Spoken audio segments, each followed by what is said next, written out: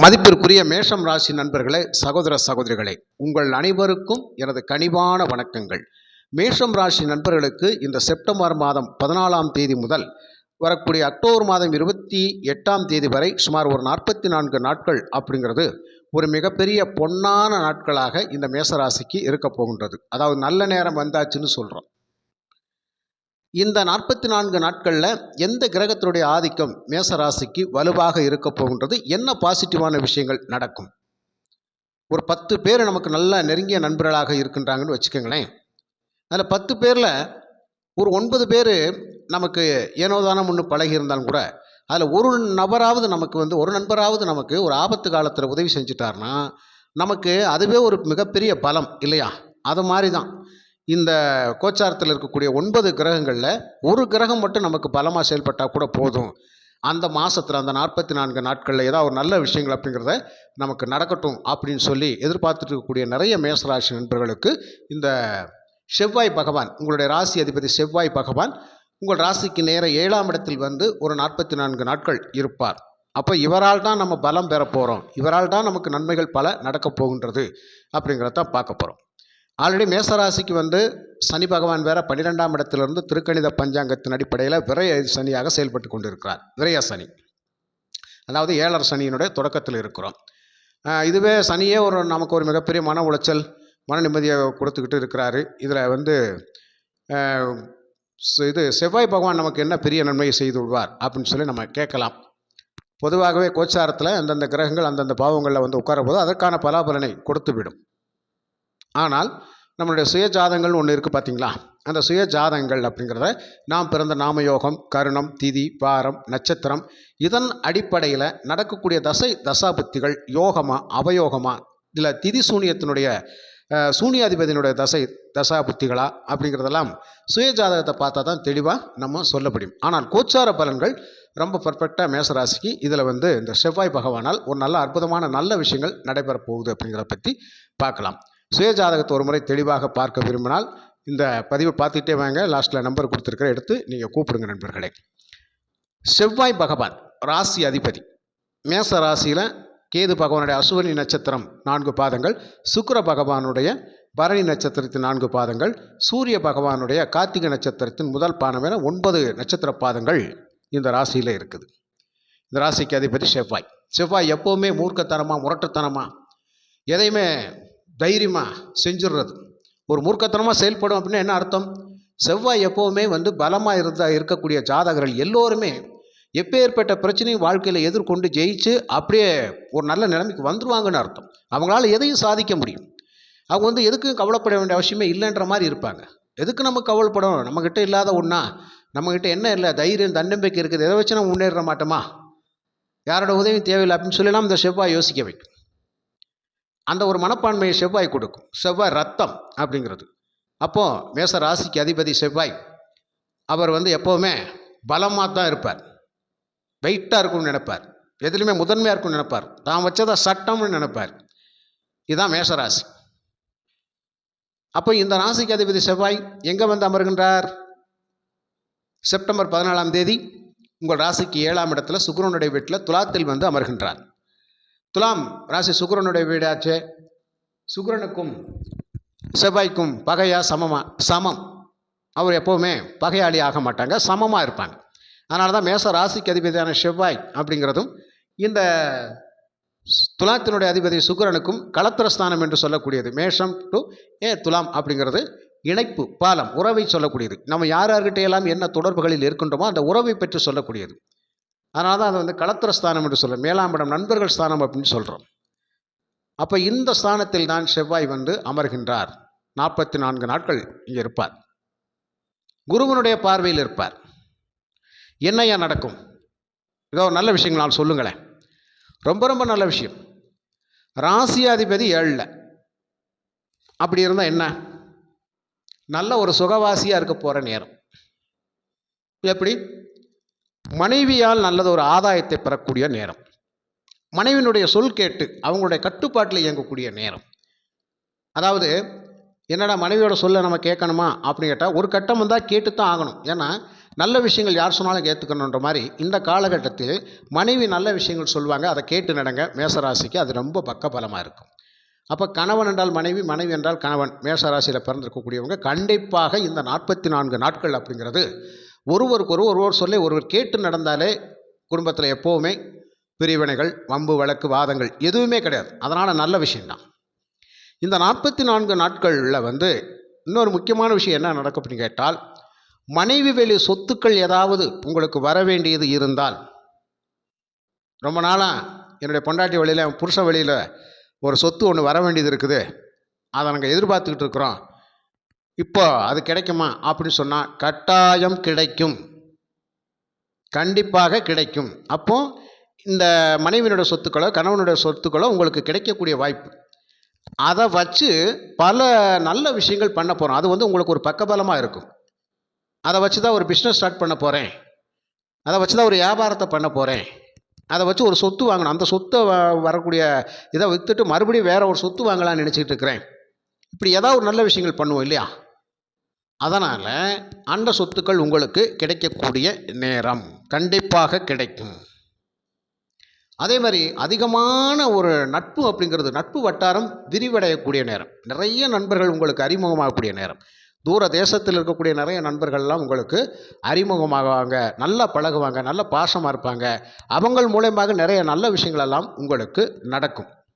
அப்போது ஒரு பார்ட்னர்ஷிப்பு போட்டுக்கலாமா அப்படின்னு சொல்லி ஒரு விஷயம் இருக்குது. அப்போது இந்த என்னென்ன 7ஆம் இடம் அப்படிங்கிறது பார்ட்னர்ஷிப், கண்டிப்பாக போட்டுக்கலாம். ஒரு பார்ட்னர்ஷிப் அப்படிங்கிறது கண்டிப்பாக நம்ம அமைச்சிக்கலாம்.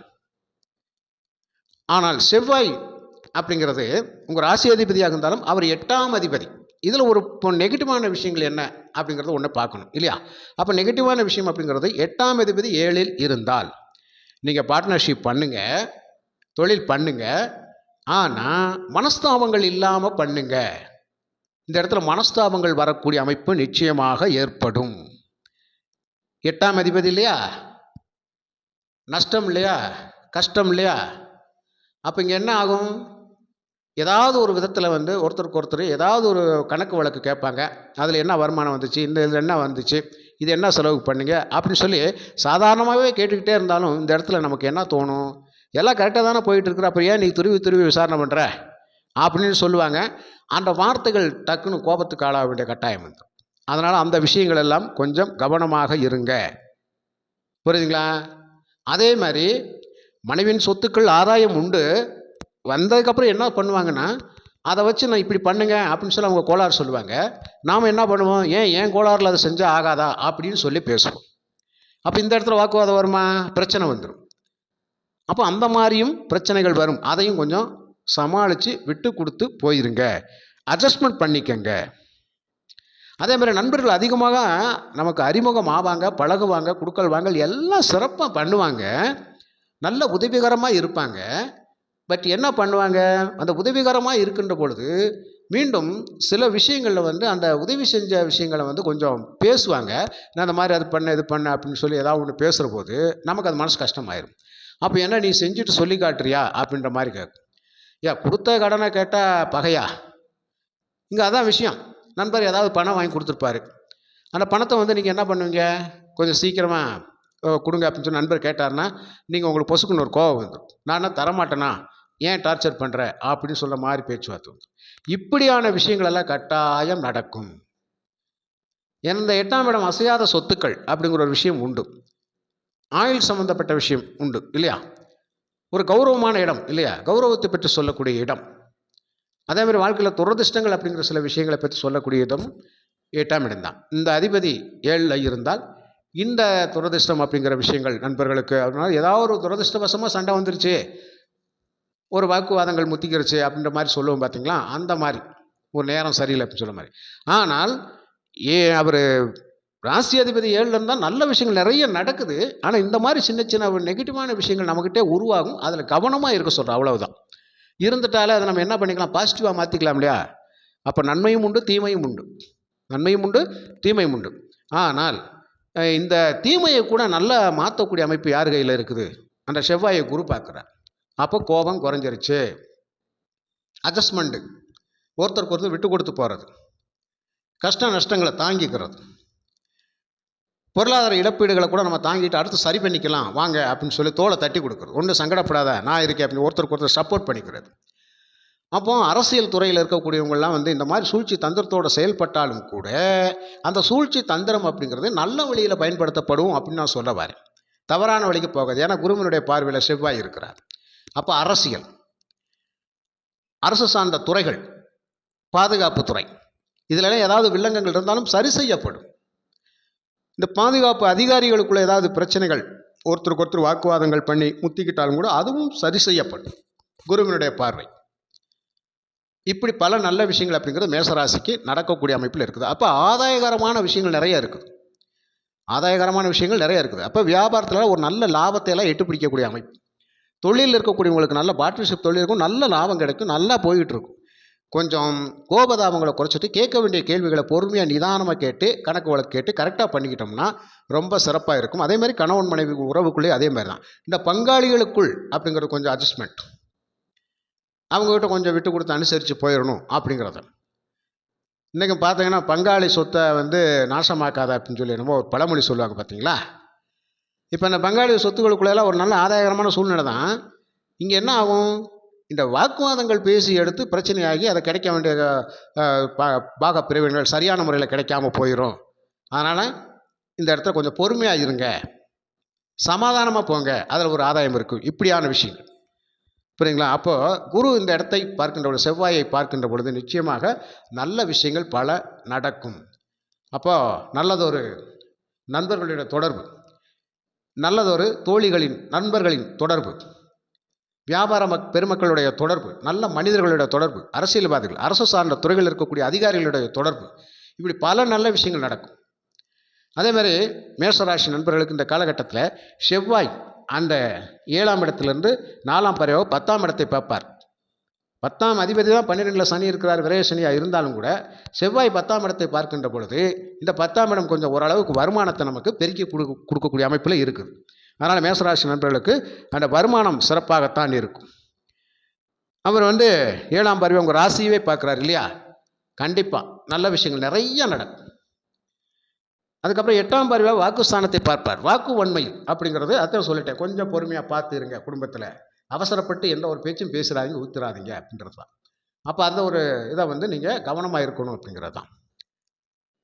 அதுக்கப்புறம் இதையெல்லாம் செவ்வாயை குரு பார்ப்பது தான் ரொம்ப சிறப்பான விஷயம். அதே மாதிரி குரு பாக்கியஸ்தானத்தையும் பார்க்குறார், நல்ல விஷயங்கள் தான். தன் வீட்டை தானே பார்க்குறார்.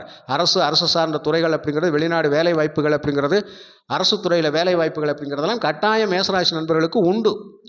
நல்ல பொசிஷனில் போய் இருக்கக்கூடிய அமைப்பு, தந்தை வழி சொத்துக்களாலும் ஒரு ஆதாயத்தை பெறக்கூடிய அமைப்புலாம் நிச்சயமாக உண்டு. புரியுதுங்களா, அது ஒரு நல்ல விஷயம்தான். அதுக்கப்புறம் குரு பார்க்கக்கூடிய 9ஆம் பார்வை அப்படிங்கிறது உங்களுடைய லாபஸ்தானத்தை பார்க்குறார், ராகுவை பார்க்குறார்.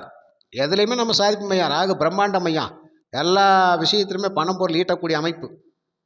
புரியுதுங்களா. அப்போது எப்படி வச்சாலும் மேசராசி நண்பர்களுக்கு இந்த 44 நாட்கள் அப்படிங்கிறது ரொம்ப சுகபோகமான வாழ்க்கைக்கு சொந்தக்காரர்களாகத்தான் இருப்போம். ஆக மனைவி வழி ஆதாயம், கணவன் வழி ஆதாயம், இப்படி நண்பர்கள் வெளியில் ஆதாயம், நிறைய விஷயங்கள் நல்லவே நடக்கும். ஆனால் அவர் அஷ்டமாதிபதி அப்படிங்கிறனால கொஞ்சம் பொறுமை நிதானம் அவசியம் தேவை. கோபத்தை குறைத்து கொண்டு, முன்கோபத்தை குறைத்து கொண்டு பொறுமையாக செயல்பட்டால் நல்லது, சிறப்பு. அப்போது இந்த செவ்வாய் அப்படிங்கிறது எதை குறிக்கின்றது, 10ஆம் இடத்தை பார்க்குறாரு இல்லையா. அப்போது காவல்துறையில் இருக்கக்கூடியவங்க, பொதுவாக பாதுகாப்புத்துறை அப்படிங்கிறது, அதுக்கப்புறம் மெக்கானிக்கல், ஆட்டோமொபைல்ஸு, மருத்துவத்துறை, அதுக்கப்புறம் ரியல் எஸ்டேட் பண்ணக்கூடியது, கட்டிட தொழிலாளிகளுக்கெல்லாம் ஒரு நல்ல வருமானம் அப்படிங்கிறது இருக்கும். இந்த கட்டிட பொருள்கள் விற்கக்கூடியவங்களுக்கெல்லாம் ஒரு நல்ல ஆதாயம் இருக்கும். அப்போ இந்த மாதிரி இருக்கிறனால பூமி சம்மந்தப்பட்ட விஷயங்கள், அதாவது விவசாய தொழில் பண்ணக்கூடியவங்களுக்கெல்லாம் இந்த செவ்வாய் பூமிகாரகன், அது நல்ல விஷயந்தான் பண்ணுவார். அதே மாதிரி சகோதரகாரகன் அப்படிங்கிற விஷயம் அவர் ராசியை பார்ப்பதனால உங்களுடைய சகோதரர்கள் உங்களுக்கு ஒரு பக்கபலமாக இருந்து உதவி செய்யக்கூடிய அமைப்பில் எல்லாம் இருப்பாங்க. இதெல்லாமே பல நல்ல விஷயங்கள் வந்து இந்த மேசராசிக்கு நடக்கக்கூடிய அமைப்பில் செவ்வாய் ரொம்ப பக்கபலமாக இருக்கிறாரு. பொறுமை நிதானம் கோபத்தை மட்டும் குறைச்சி கொண்டு நம்ம கரெக்டாக செயல்பட்டோம்னா பொது இடங்களில் நமக்கு ஒரு ராஜ மரியாதை காத்து கிடக்கிறது. எந்த பதவியில் போய் உட்கார்ந்தாலும் நாம் வந்து ஆட்சி அதிகாரத்தோடு இருக்கக்கூடிய அமைப்பு மேசராசிகளுக்கு உண்டு நண்பர்களே. மிக்க மகிழ்ச்சி.